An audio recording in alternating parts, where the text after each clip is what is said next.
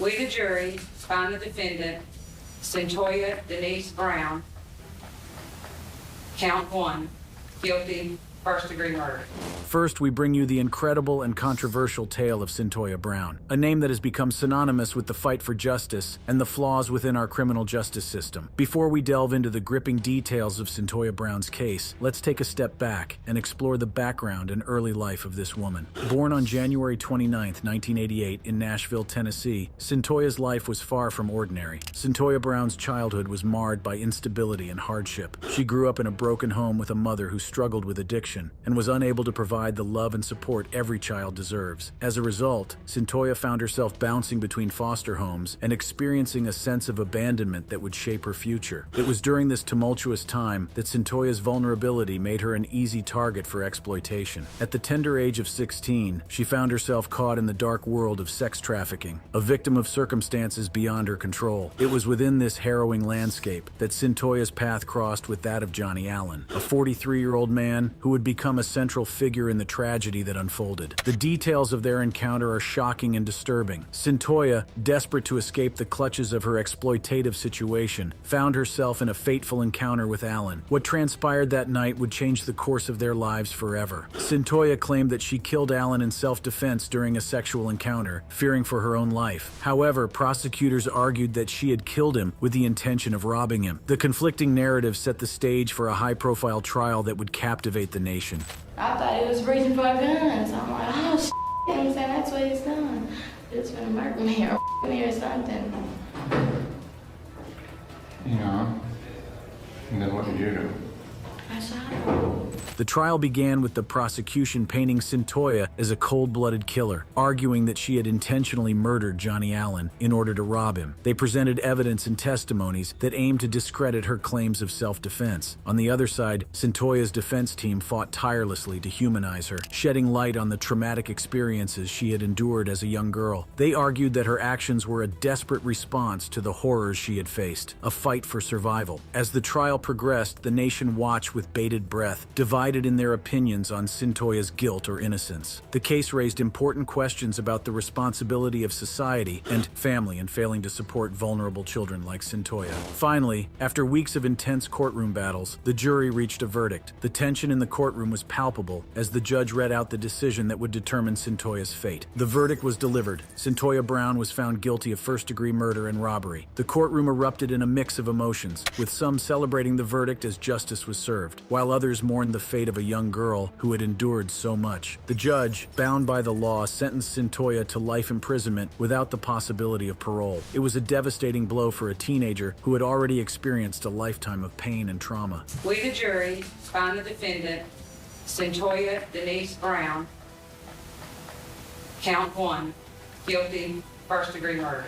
In the face of this crushing sentence, Centoya's reaction was a mix of shock, disbelief, and resilience. She refused to let her spirit be broken, vowing to fight for her freedom and for the rights of others who had experienced similar injustices. Centoya's case sparked a national outcry, with many questioning the fairness of sentencing a young girl to life in prison without the possibility of parole. It became a rallying cry for advocates who believed that the criminal justice system needed to address the unique circumstances surrounding juvenile offenders. In response to the public outcry, the state of Tennessee took action. A task force was formed to examine the issue of juvenile justice and propose reforms that would ensure fairer treatment for young offenders. After spending 15 years behind bars, Centoya's case caught the attention of Tennessee Governor Bill Haslam. He carefully reviewed the details of her case, considering the evidence, the public outcry, and the recommendations of the task force on juvenile justice reform. In a decision that shocked the nation, Governor Haslam granted clemency to Centoya Brown. It was a moment of both relief and disbelief for Centoya and her supporters, who had tirelessly fought for her freedom. On August 7, 2019, Centoya walked out of prison, a free woman. The news of her release was met with a mix of emotions, with some celebrating the triumph of justice and others questioning the decision. Centoya's release marked a turning point in her life, but it also reignited the debate about the fairness of the criminal justice system. Some argued that her case was an exception, while others saw it as a step towards a more compassionate and rehabilitative approach to justice. justice. Shortly after her release, Cyntoia married recording artist Jay Long, a union that symbolized a new chapter in her life. However, due to Tennessee law, their wedding was conducted by proxy, a reminder of the restrictions she still faced. Despite the challenges she faced, Cyntoia remained determined to use her voice and platform to advocate for criminal justice reform. She became an outspoken activist, sharing her story and shedding light on the flaws within the system. In addition to her advocacy work, Cyntoia co-founded the JFAM Foundation, a nonprofit organization dedicated to educating the public about the issues she faced and providing support to those affected by the criminal justice system.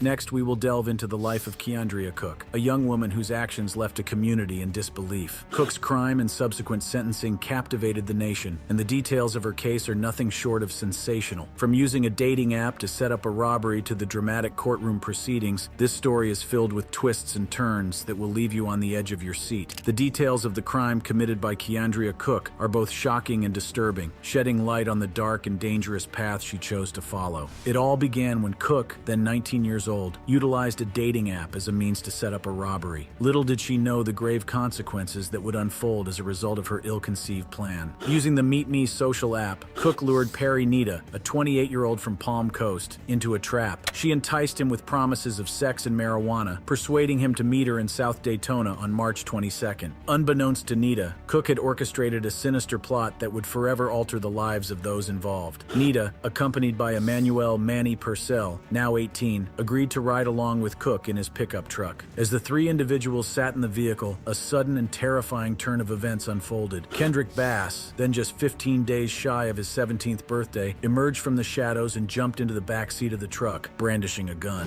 Panic and chaos ensued as Purcell instinctively pushed Bass, attempting to defend himself and his friend. In the midst of the struggle, Bass fired 2 shots, one of which struck Purcell, causing severe injury. The sound of the gunshots echoed through the night, forever etching this harrowing event into the memories of those involved. The immediate aftermath of the crime was marked by confusion and fear. Purcell, wounded but resilient, fought for his life while Nita and Cook grappled with the shock and horror of what had just transpired. But the story doesn't end there. Shockingly, Cook and Bass teamed up once again just 2 days later, engaging in another carjacking. The details of this subsequent crime further underscore the dangerous path Cook had chosen. The investigation into these crimes was complex and time-consuming, with law enforcement working tirelessly to bring the perpetrators to justice. However, due to a miscommunication and other factors, it took 10 months for Bass to be arrested. In the meantime, he inflicted further harm upon himself, accidentally shooting himself in the leg and foot with a stolen gun. The delay in his arrest only added to the frustration and anguish felt by the victims and their families. Keandria Cook's journey through the criminal justice system began with her initial sentencing, a moment that would forever change the course of her life. On that fateful day, Cook, accompanied by her loved ones, entered the courtroom at the S. James Foxman Justice Center in Daytona Beach, Florida. The tension in the room was palpable as all eyes were fixed on the young woman, awaiting the judge's decision. Circuit Judge Matt Foxman, known for his no-nonsense approach, presided over the case. He addressed Cook directly, acknowledging a couple of factors that worked in her favor.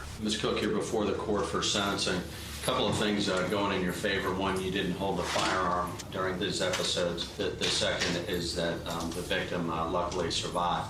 That being said, this was intentional. It was an orchestrated ambush, and you are a main part of that. Firstly, he noted that Cook did not hold the firearm during the robbery that took place. Secondly, and perhaps most crucially, the victim of the crime had miraculously survived. However, the judge made it clear that despite these mitigating circumstances, the crime itself was intentional and orchestrated. She was charged with carjacking, attempted carjacking with a deadly weapon, and felony battery. The weight of the sentence hung heavy in the air as loved ones gasped in disbelief. Cook's mother, who had been assured by her daughter's defense attorney that she would not face prison time, let out a heart-wrenching cry. The courtroom erupted with emotion as Cook and her mother grappled with the reality of the situation. The reaction from Cook and her mother was intense, fueled by the shock of the sentence. They believed that the plea deal they had agreed upon meant no prison time. The unexpected severity of the sentence left them devastated and overwhelmed. The cries and anguish echoed through the courtroom, capturing the raw emotions of a family torn apart by the consequences of Cook's actions. After the emotional roller coaster of Keandria Cook's initial sentencing, the case took another unexpected turn as a new plea deal was introduced. Cook, now living in Crescent City and represented by a new lawyer, Stephen Robinson, entered a no-contest plea once again. This plea deal would determine the fate of Cook and the charges she faced: principal to carjacking with a deadly weapon, principal to attempted carjacking with a deadly weapon, and principal to aggravated battery with a deadly weapon. These charges carried severe penalties, including the possibility of life in prison. The gravity of the situation was not lost on Cook as she stood before the court, hoping for a more favorable outcome. Circuit Judge Matt Foxman advised Cook to cooperate with a pre-sentence investigation, emphasizing that it could only benefit her case. He urged her to stay out of trouble with the law and to maintain contact with her attorneys, who would provide further guidance. The judge's words hung in the air, a reminder of the importance of making amends and demonstrating a willingness to change. As the court prepared for the next phase of the legal proceedings, the question of sentencing loomed large. Guidelines suggested a minimum of 10.5 years in prison, but the final decision rested in the hands of the judge. The courtroom buzzed with anticipation as everyone awaited the pronouncement of Cook's fate. However, the story took yet another unexpected twist. Prosecutors alleged that Cook had violated the conditions of her release by speaking to Kendrick Bass, the accused shooter in the carjacking. These alleged phone calls demonstrated a disregard for the minimal conditions of her pretrial release. Assistant State Attorney Ashley Terwilliger filed a motion to revoke Cook's pretrial release, seeking to have her jailed until the case was resolved. The revelation of Cook's alleged violation added another layer of complexity to an already tumultuous case. The prosecution's motion raised questions about Cook's willingness to abide by the terms of her release and the potential impact on her sentencing. The courtroom drama continued to unfold, leaving everyone on edge. As the legal proceedings moved forward, a new sentencing date for Cook had yet to be set. The uncertainty surrounding her fate only heightened the tension in the courtroom. The judge would ultimately have the final say, considering the evidence, the plea deal, and the impact of Cook's actions on the community. As the commotion subsided, months later, Judge Foxman allowed Cook to enter a new plea deal, citing miscommunication between Cook and her assistant public defender. Cook's sentence was ultimately reduced to 11 years in prison, a significant reduction from the initial 20-year term.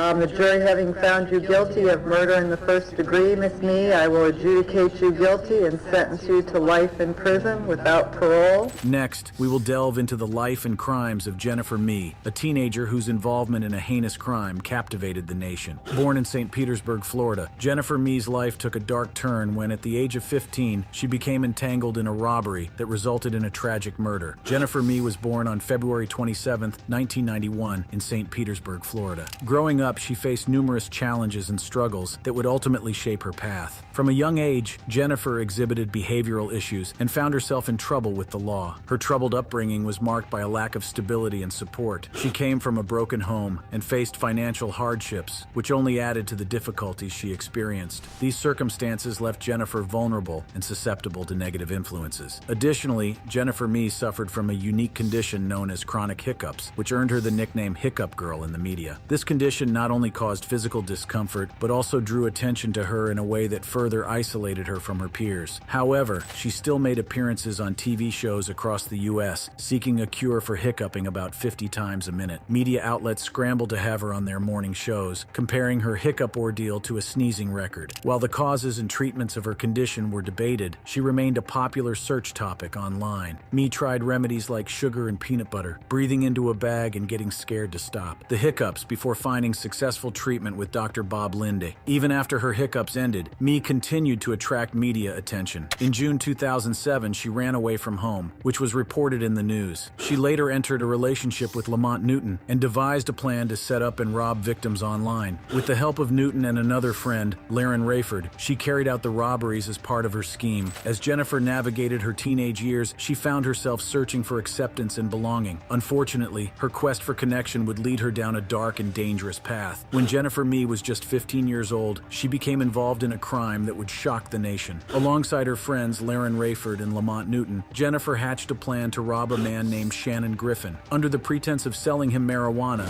Jennifer, Laren, and Lamont lured Griffin to a vacant home. However, their intentions quickly turned sinister. Once inside, they brandished a gun and demanded money and belongings from Griffin. Tragically, when Griffin resisted their demands, Laren Rayford opened fire, shooting him multiple times. The violence of the deadly act resulted in Griffin's death, leaving a community in shock and disbelief. The trio fled the scene, leaving behind a lifeless body and a trail of evidence. The media quickly caught wind of the crime, and the story of the Hiccup Girl, involved in a deadly robbery and murder, spread like wildfire. Following the heinous crime committed by Jennifer Mee and her accomplices, law enforcement launched an intensive investigation to bring the perpetrators to justice. The police meticulously gathered evidence, interviewed witnesses, and pieced together the events that unfolded on that fateful day. As the investigation progressed, the authorities focused their attention on Jennifer Mee and her involvement in planning the robbery. They uncovered a web of connections and evidence that pointed to her active participation in the crime. Eventually, the evidence became overwhelming, leading to the arrest of Jennifer Mee, Laren Rayford, and Lamont Newton. The trio was charged with first-degree murder, a crime that carried severe penalties. The trial of Jennifer Mee and her accomplices became a highly publicized event, capturing the attention of the media and the nation. The courtroom was filled with reporters eager to uncover every detail of the shocking crime. During the trial, the prosecution presented a compelling case, arguing that Jennifer Mee played an active role in planning the robbery that ultimately led to Shannon Griffin's murder. They painted a picture of a calculated and cold-hearted individual capable of committing such a heinous act. Jennifer's defense team, however, sought to portray her as a vulnerable and easily influenced teenager, coerced into participating in the crime by her older accomplices. They argued that she should be held less accountable for her actions. As the trial unfolded, the media dissected every piece of evidence and testimony, sensationalizing the story and fueling public intrigue. The Hiccup Girl moniker added an additional layer of fascination, as people struggled to reconcile the image of a teenager plagued by chronic hiccups with the violent crime she was accused of. Ultimately, the jury deliberated and reached a verdict. Jennifer Mee was found guilty of first-degree murder, a conviction that carried a sentence of life in prison without the possibility of parole. The media circus surrounding the trial slowly faded, but the impact of Jennifer Mee's actions continued to reverberate throughout the community and the nation. After being sentenced to life in prison without the possibility of parole, Jennifer Mee's life took a drastic turn as she began her journey behind bars. Adjusting to the harsh realities of prison life, she faced the daunting prospect of spending the rest of her days confined within the walls of a correctional facility.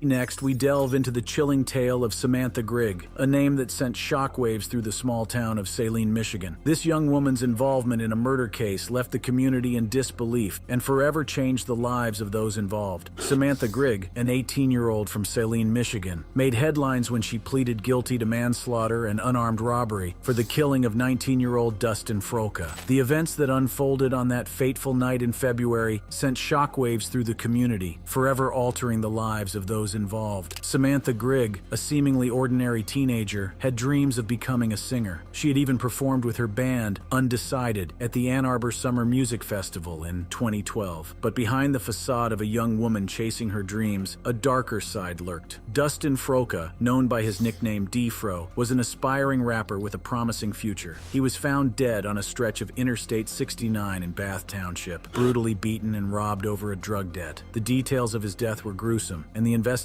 that followed would reveal a web of deceit and violence. It was during this investigation that Samantha Grigg's connection to Dustin Froka came to light. She admitted to driving two accomplices, Tyrell Bredernitz and Brendan Heim, to confront Froka. Grigg claimed that Bredernitz and Heim had offered her $100 in gas money to drive them to Froka with the intention of roughing him up and robbing him. On that fateful night, Grigg drove Bredernitz and Heim to an apartment complex where they confronted Froka. They forcibly took him and threw him into Grigg's Ford Explorer, setting in motion a chain of events that would end in tragedy. As the night unfolded, Grigg drove the group to various ATMs, forcing Froka to withdraw cash. But as they traveled down the interstate, tensions escalated and violence erupted in the backseat of the car. Grigg would later recount the horrifying events to the court, describing how Bredernitz began to punch Froka, who, in a desperate attempt to escape, opened the car door and jumped out. The aftermath of Froka's death left a community in shock and mourning. Samantha Grigg's involvement in the crime would forever stain her name and haunt those who knew her. The trial and sentencing would bring some closure to the grieving family, but the scars left behind would never fully heal. Samantha Grigg's trial took place in the Clinton County Circuit Court, where she faced charges of manslaughter and unarmed robbery. The courtroom was filled with tension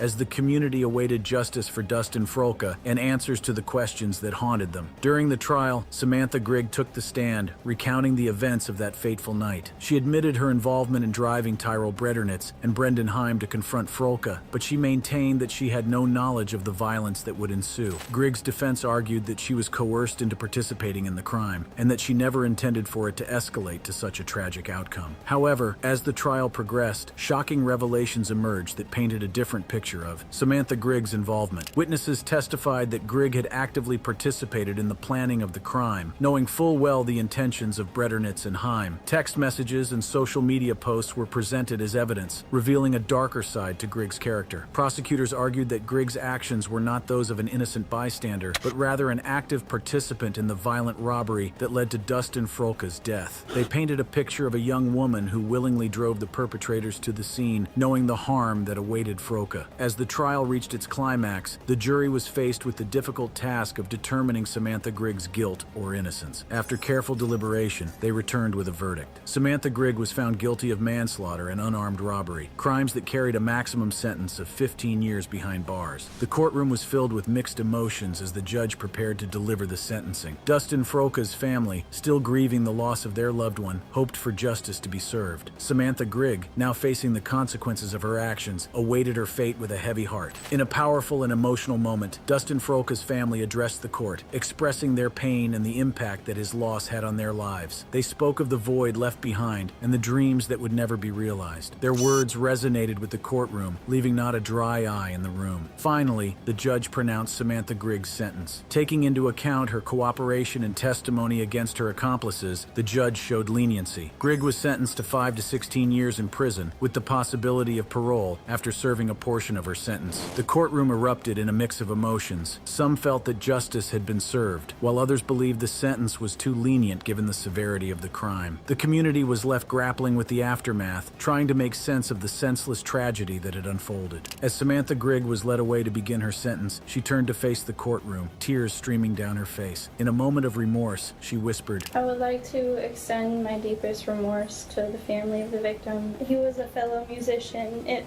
really breaks my heart. And I wish I could take it back every day." Thanks for watching. Click on the videos on your screen for similar content.